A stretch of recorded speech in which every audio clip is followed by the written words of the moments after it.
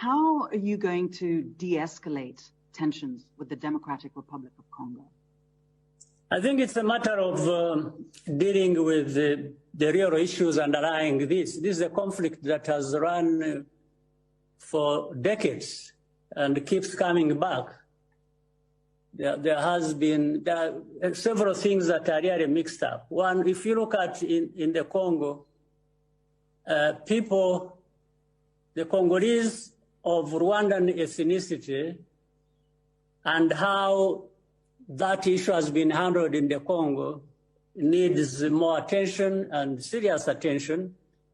And that, if that was to be addressed, and it can be addressed, there's no question about that. If you looked at the rights of people, fixing their problem is a simple matter. So I don't see why Congo has not. And then when the international community has got involved, they have ended up being part of the problem. How? So in Congo, we have these groups that are Congolese as of origin, even though they have Rwandan culture or heritage or background. Then you have these groups, the genocidaires, the people who committed genocide here in Rwanda, who have been there for all this time, since 94 and on, causing problems against Rwanda and within Congo itself.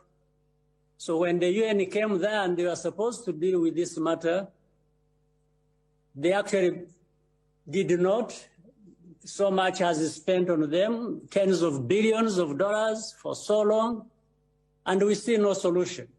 In fact, recently in this new fighting, we found that the Congolese forces, FARDC, and MONUSC, which is the UN force, and these FDLR groups that committed genocide here in Rwanda were working together. So how did the UN force that was supposed to go fight these people end up actually fighting alongside them and against the so-called M23, which fights for the rights of these Congolese of Rwandese origin, and now they become the target, they become the problem, instead of really being even-handed to address the problem as it comes up. Yes. And President Kagame, the president of DRC, to that point, is actually accused Rwanda of supporting those very rebels that you mentioned in its territory. What would you say to the president of the DRC right now? What would be your one message? I would tell him, and I have told him before several times, making those accusations is simply running away from his responsibilities as the president of that country, as the leader of that country. Why he should not address the problems that are internal to the Congo of these people, and how he fails to also address the FDLR problem that is based in the Congo, that crosses the border and attacks our people. And then they make it worse. Recently, when there was fighting between the UN and Congolese forces and these genociders together fighting the M23, they decided actually now to bypass the M23 and started sharing in the territory of Rwanda and killing people and destroying property. So we have had a conversation, we've been talking.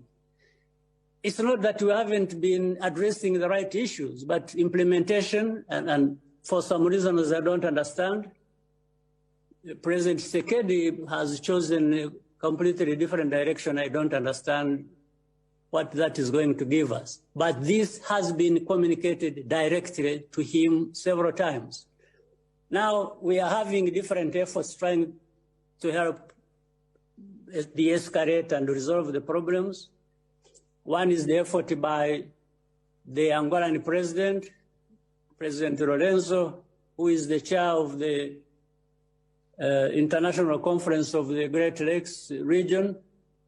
And then the other effort is by President Uhuru Kenyatta, who is the chair of the East African Community.